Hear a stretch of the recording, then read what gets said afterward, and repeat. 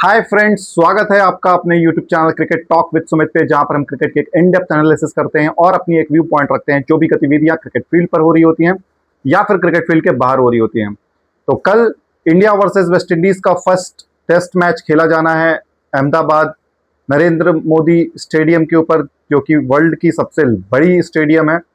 और इस स्टेडियम का नाम मैं इसीलिए ले रहा हूं क्योंकि ये बहुत ही ऐतिहासिक स्टेडियम है टीम इंडिया के लिए। इसका रीजन भी बताऊंगा कि मैंने क्यों इसका नाम लिया है आगे चल करके। तो वैसे तो देखा जाए कि ये इंडिया वर्सेस वेस्ट इंडीज की जो 2 टेस्ट मैच की सीरीज है, इसमें कोई दमखम नजर नहीं आ रहा है। इसमें कोई जो स्पार्क्स होते हैं, जो कोई हाईलाइट्स होते हैं, वो नजर नहीं आ रही है। बट कुछ मैं चुन कर लाया हूं, कुछ खोज कर लाया हूं, जिसकी वजह से ये टेस्ट क्रिकेट खास है। इंडिया में first time ever without Virat Kohli, without Cheteshwar Pujara, without Rohit Sharma, without Ravichandran Ashwin, बहुत सालों के बाद इंडियन टीम इनके बिना क्रिकेट टेस्ट मैच खेलेगी अपने होम ग्राउंड पे। शुभमन गिल कैप्टन होंगे और शुभमन गिल बाहर जाकर के तो कैप्टनसी कर चुके हैं, बट इंडिया में उनकी ये फर्स्ट सीरीज होगी, फर्स्ट अपॉइंटमेंट, फर्स्ट असाइनमेंट होगी कि वो किस तरीके से यहाँ पर जो जो लेगेसी रही है टीम इंडिया की, जो डोमिनेंस करने का जो तरीका रहा है, उसको वो कैसे कैरी फॉरवर्ड करते हैं, उसको कैसे वो आगे लेकर चलते हैं। ये सारी कुछ इस टेस्ट सीरीज पे दाव पे लगी हुई है। नो डाउट टीम इंडिया ये दोनों टेस्ट मैच जीत जाएगी, बट जो हमारा दबदबा रहता था स्पिन पे, हम हेवीली रिलाई करते थे रविचंद्रन अश्विन के ऊपर, हम हेवीली रिलाई करते थे हरभजन सिंह, अनिल कुंबले, इन स्पिनर्स के बाद अब वो जो ऑरा है उसको आगे लेकर के कौन चलेगा। रविंद्र जडेजा को मैं एज ए स्पिनर कंसीडर नहीं करता, मैं रविंद्र जडेजा को एज ए ऑलराउंडर कंसीडर करता हूं। तो उसको छोड़ के कौन ऐसा बॉलर आने वाला है जो इंडियन टीम की, इंडियन स्पिन की जो लेगेसी है उसको आगे लेकर के जाएगा। ठीक है, तो ये देखने की वाली बात होगी। और मोटेरा का पिच है, तो मुझे जहां तक लग रहा है कि it's a home ground for Akshar Patel, it's a home ground for आपके Jasprit Bumrah, it's a home ground for Ravindra Jadeja, they all are Gujaratis. ठीक है, तो हो सकता है ये कल का मैच ये तीनों खेलते हुए नजर आएंगे। और जब ये तीनों खेलते हुए नजर आएंगे तो जो चेंजेस दिख रहे हैं मुझे टीम में, वो ये दिख रहा है कि आपके यशस्वी जायसवाल और केएल राहुल ओपनर होंगे। नंबर 3 पे जो स्पॉट होगी वो साई सुदर्शन के लिए बुक करा दी गई है, वो आपके होंगे, क्योंकि साई सुदर्शन ने इंग्लैंड में अच्छा परफॉर्मेंस किया था, बट वो इन एंड आउट चल रहे थे। कभी 3 पे खेला, कभी 5 पे खेला, कभी 4 पे खेला, 4 पे तो नहीं, कभी 6 पे खेला। पोजीशन उनकी सही से बन नहीं पा रही थी। इस बार उनको क्लियर कट मैसेज है, ये जो टाइम है ये उनको ग्रैब करना है। ठीक है, यशस्वी जायसवाल, केएल राहुल, इन लोगों ने ग्रैब कर चुका है अपना पोजीशन। थर्ड नंबर के लिए हमें यहां पर अपनी पोजीशन को स्टेबलाइज करनी है और साई सुदर्शन को इस रोल पे आना ही होगा। ठीक है, फोर्थ नंबर पे आपके शुभमन गिल होंगे, फिफ्थ पे मेरे ख्याल से ध्रुव जुरेल होंगे, सिक्स्थ पे आपके पास जडेजा हैं, सेवेंथ पे आपके पास नीतीश कुमार रेड्डी होंगे, एट्थ में आपके पास अक्षर पटेल आएंगे बैटिंग करने के लिए। ठीक है, नंबर 9 पे मेरे ख्याल से या तो वरुण चक्रवर्ती होंगे या फिर वाशिंगटन सुंदर होंगे। हो सकता है इस टेस्ट मैच में वाशिंगटन सुंदर को रेस्ट करा दिया जाए और उनके जगह पे कुलदीप यादव को खिलाया जाए, वरना अक्षर पटेल और कुलदीप यादव का यहां पे मैच होता। क्योंकि गुजरात का स्टेडियम है इसलिए मैं मान सकता हूं, लेकिन जो हमारे अगर कुलदीप यादव खेलने आते हैं और अक्षर पटेल और रविंद्र जडेजा के साथ, तो तीनों लेफ्ट आर्मर स्पिनर होंगे हमारे पास। वो भी एक देखने वाली बात है कि बहुत सालों के बाद हमारे पास 3 लेफ्ट आर्मर को हमने एक साथ खिलाया। तो हो सकता है कि वाशिंगटन सुंदर ही जाएं, कुलदीप यादव रेस्ट पे हों और वाशिंगटन सुंदर आए, क्योंकि वो ऑफ स्पिनर है और एक वैरायटी लेकर के आएगा। कुलदीप यादव की भी अलग वैरायटी है। ठीक है, तो ये तीनों में से 2 कोई खेलेंगे, वाशिंगटन सुंदर, कुलदीप यादव या फिर अक्षर पटेल। ये 3 में से सिलेक्शन डिलेमा होगी। उसके बाद जो 2 पेसर हैं हमारे पास, मोहम्मद सिराज और जसप्रीत बुमराह। खबरें आ रही कि जसप्रीत बुमराह को रेस्ट दिया जा सकता है, बट मुझे लग रहा है कि अपने होम ग्राउंड में जसप्रीत बुमराह जरूर खेलना चाहेंगे और जसप्रीत बुमराह को यहाँ पर एक अलग परफॉर्मेंस भी करना चाहेंगे, क्योंकि टेस्ट मैचेस में जसप्रीत बुमराह का परफॉर्मेंस उस तरीके का नहीं आया है जिस तरीके का हम सोच रहे थे। इंग्लैंड में भी उस तरीके का परफॉर्मेंस नहीं था उनका। Mohammed Siraj was outstanding. उसके बाद आपका प्रसिद्ध कृष्णा वहां पर अच्छा परफॉर्म किए थे, आकाशदीप थे वहां पर, उन्होंने अच्छा परफॉर्मेंस किया था। बट जसप्रीत बुमराह के से वो कंसिस्टेंसी नहीं आई थी जो हम एक्सपेक्ट करते हैं, और इंडिया वही टेस्ट मैचेस जीता जिसमें जसप्रीत बुमराह नहीं खेल रहे थे। ठीक है, तो जसप्रीत बुमराह की भी दांव पर स्टेक लगी हुई है कि वो किस तरीके से परफॉर्मेंस करते हैं और अपने बॉडी फिटनेस को किस तरीके से मेंटेन। हो सकता है दिल्ली वाला मैच ना खेले हो, लेकिन कल का मैच खेलने का उनका चांसेस है। अब बात करते हैं यहाँ पे वेदर की। जो सबसे बड़ा खलल डालेगा इस टेस्ट मैच में इंडिया को जीतने से, वो है वेदर। ठीक है, वेदर यहाँ पर थोड़ा सा डाइसी चल रहा है, कभी बारिश हो रही है, कभी आपका धूप छांव चल रहा है, क्योंकि पूरे अक्रॉस इंडिया में कहीं ना कहीं बारिश हो रही है, और बारिश की वजह से हो सकता है ये मैच वॉश आउट भी हो सकता है।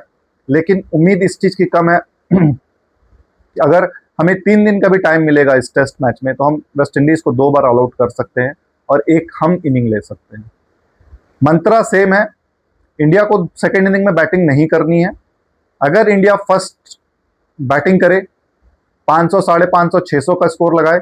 अगर इंडिया सेकंड बैटिंग करता है, फर्स्ट बैटिंग वेस्ट इंडीज करता है, तो टारगेट फिर ये होगा कि 150, पौने 200 पर वेस्ट इंडीज को ऑल आउट किया जाए और टीम इंडिया 500, 600 रन, 500, सवा 500 रन पे जाए, उसके बाद डिक्लेयर करके वेस्ट इंडीज को अगले दिन खत्म करे। इस तरीके से, इस अप्रोच के साथ टीम इंडिया जाती है, तो रैंकिंग में तो कोई बदलाव नहीं होना है, लेकिन जो स्टेक पे लगी हुई है कि वर्ल्ड टेस्ट चैंपियनशिप के इंपॉर्टेंट जो पॉइंट्स हैं वो टीम इंडिया को यहाँ पर हासिल करने हैं।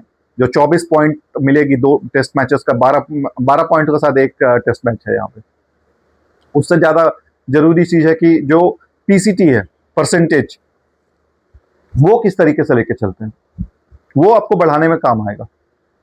ठीक है, वेस्ट इंडीज की ओर से बात करें तो रोस्टन चेज है यहाँ पे, और वेस्ट इंडीज का थोड़ा सा ऑफ डे चल रहा है। जो अभी T20 में नेपाल ने उनको हराया है 2-1 से। लास्ट टेस्ट मैच नेपाल हारा 10 विकेटों से, लेकिन वेस्ट इंडीज को यह हार चुभेगी, क्योंकि नेपाल बहुत ही लो रैंक और लो ग्रेड की टीम है। उनसे आप अगर हार रहे हो तो, हमने देखा लास्ट टाइम भी कि T20 में चैंपियंस ट्रॉफी में वेस्ट इंडीज का कोई नामो निशान नहीं था। West Indies cricket was down and out. Test matches में थोड़ी बहुत चल रही है, और इंडिया के साथ 4th टेस्ट रैंकिंग में शायद 4th पोजीशन पे है, और वेस्ट इंडीज शायद 8th पोजीशन पे है। तो मुकाबला वाइज तो कुछ भी नहीं है ये, लेकिन किसी का भी ऑफ डे हो सकता है। और वेस्ट इंडीज में शिव नारायण चंद्रपाल के जो लड़के हैं, तेज नारायण चंद्रपाल, ये खेलेंगे। जिस तरीके से चंद्रपाल इंडिया को हमेशा तंग करते हुए आए हैं, मैं 1996 से बात कर रहा हूँ। 1996 में चंद्रपाल एंड कार्ल हूपर, जब इंडिया टूर की थी वेस्ट इंडीज पे, जिसमें हम 120 रन भी चेज नहीं कर पाए थे, टेस्ट मैच को जीत नहीं पाए थे, और बाकी सारे टेस्ट मैच ड्रॉ हुए थे। एक टेस्ट मैच वेस्ट इंडीज जीता था, और वो 120 रन का हमें टारगेट मिला था उस मैच में। चंद्रपाल उस समय से तंग करते हुए आ रहे हैं टीम इंडिया को। कभी कार्ल हूपर और चंद्रपाल खड़े हो जाते थे, तो कभी देखा गया कि चंद्रपाल एंड ब्रायन लारा खड़े हो गए, फिर बीच में रामनरेश सरवन आए, उनके साथ खड़ा होना चालू हो गए वो।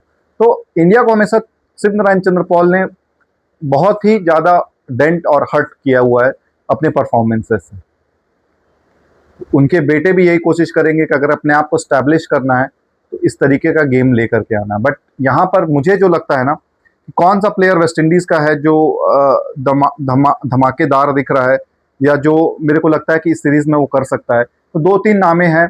एक तो मुझे लगता है आपका साई होप है, इनके जो कैप्टन हैं रोस्टन चेज, जॉन कैम्बल एक उभरता हुआ सितारा है, तेज नारायण चंद्रपाल इनका तेज उभारा है, और एक एलिक एथांस करके प्लेयर है।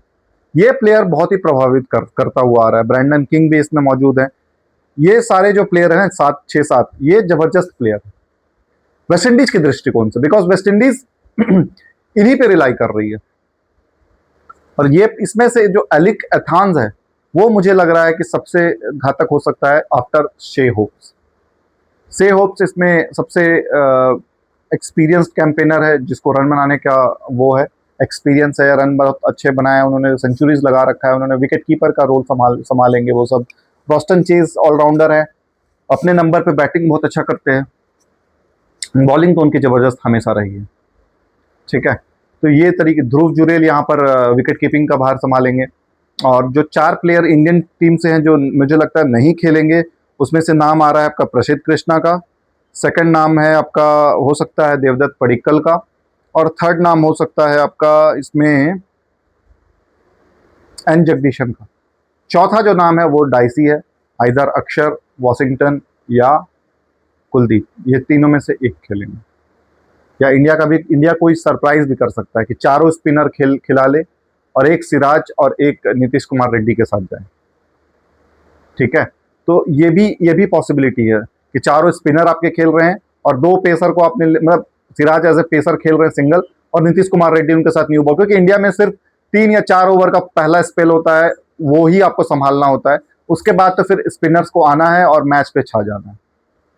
अब ये देखने वाली बात है कि पिच में किस तरीके का वो पिच बनाते हैं, स्पिनर फ्रेंडली होता है या पेसर फ्रेंडली होता है, या फिर स्पिन्स को यहाँ पर आपको सपोर्ट मिलता है, या वेदर का कंडीशन को देखते हुए हो सकता है बारिश का असर है, तो बारिश भी हो सकता है यहाँ पे।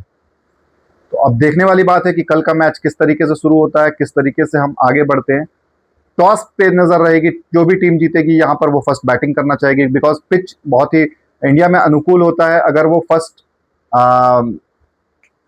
अगर वो जाती है, टॉस जीतती है, तो वो फर्स्ट हमेशा कोशिश करेंगे कि वो टॉस जीत करके फर्स्ट बैटिंग करे, और बैटिंग करने के बाद वो लोग ये ट्राई करेंगे कि मैक्सिमम रन्स जितने हैं वो हम एक फर्स्ट इनिंग में ही बना करके चले, क्योंकि अगर फर्स्ट इनिंग में ही अगर आप मैक्सिमम रन्स अगर होल्ड कर लेते हो, मैक्सिमम रन्स अगर बना लेते हो ना, तो सेकंड इनिंग में आपको बैटिंग नहीं आएगी, और बैटिंग आती भी है तो आपको बहुत कम रन बनाने होंगे। कल टॉस के बाद किस तरीके से टीम सिलेक्शन होती है उसके ऊपर हम बात करेंगे। फर्स्ट इनिंग जो शुरू होगी और जो लंच होगा उसके बाद हम आएंगे, और उसके बाद हम अपना आकलन करेंगे कि किस तरीके से ये मैच को टॉस जीतने के बाद कौन सी टीम कैसे चला रही है। और शुभमन गिल के लिए ये पहला टेस्ट है जो होम, मतलब डोमेस्टिक सॉइल पे, होम सॉइल पे वो किस तरीके से कैप्टनसी करते हैं, वो भी देखने वाली बात है। क्योंकि मेरी नजर ना ये होगी कि शुभमन गिल गेम कैसा चला रहा है।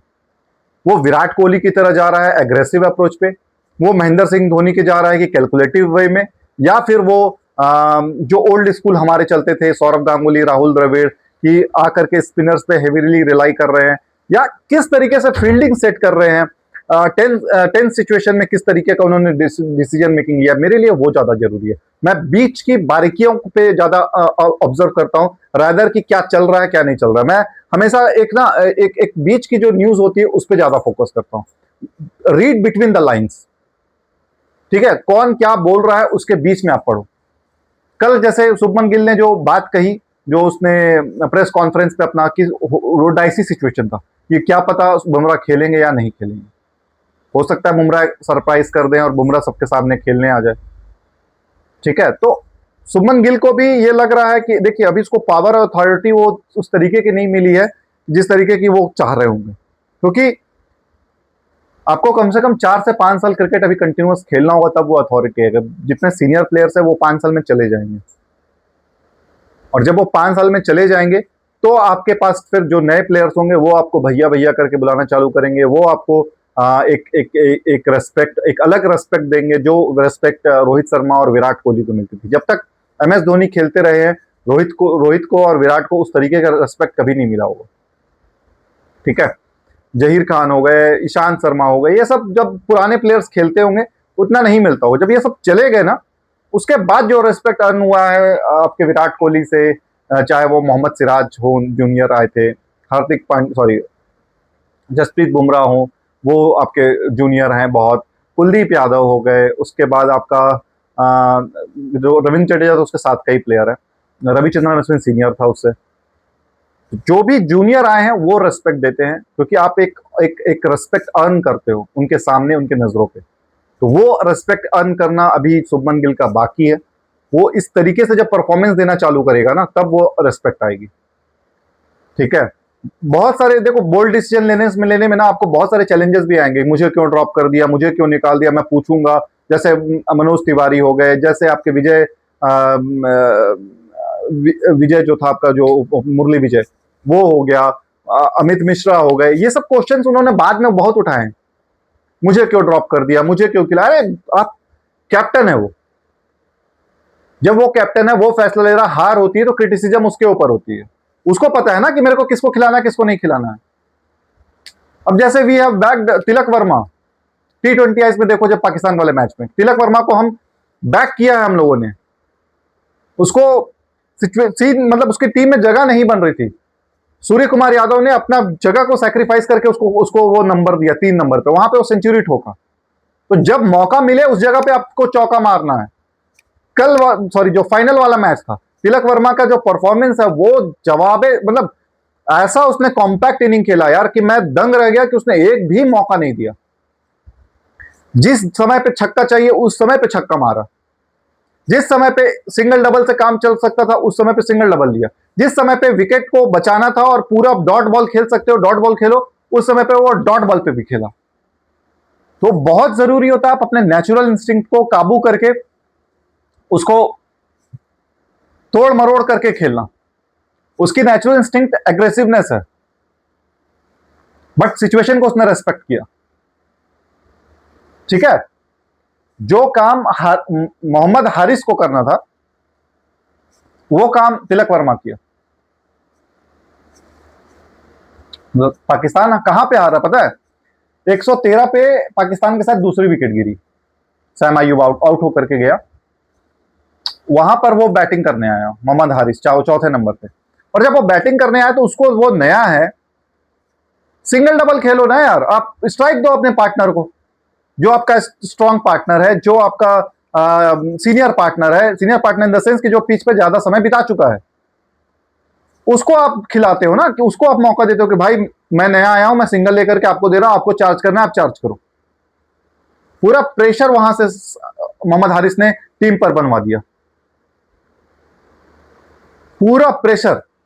हारिस गया, हारिस के बाद फिर आपका फकर जमान उसमें आउट हुआ प्रेशराइज होकर के, फकर जमान आउट हुआ तो उसके बाद फिर आपका सलमान अली आगा रैश शॉट खेला, लेकिन जो शुरुआत हुई वो मोहम्मद हारिस से हुई।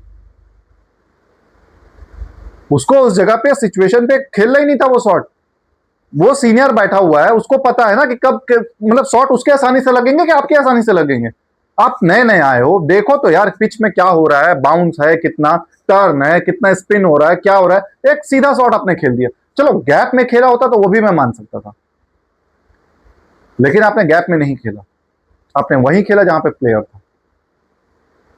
विद दैट मैं उस पर ज्यादा नहीं जाऊंगा इस चेकअप पे अब क्या हुआ क्या नहीं हुआ, लेकिन मैं बता रहा हूं जब सिचुएशन डिमांड करे वो प्लेयर अगर खेल जाए तो उसका उसका जो रेस्पेक्ट है, जो ऑरा है, वो अलग ही लेवल पे जाता है।